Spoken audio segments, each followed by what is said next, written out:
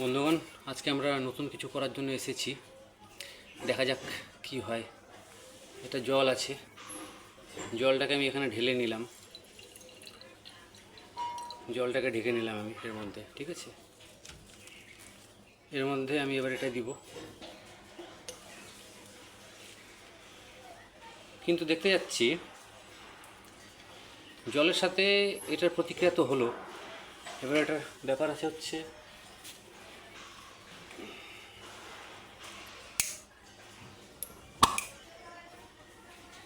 এটা রিয়াকশান। কিন্তু আমরা দেখবো যে আমাদের সোডিয়াম দিলে কি হয়, একটু রিক্সি আছে, দূরে গিয়ে করতে হবে। দেখেন আপনারা,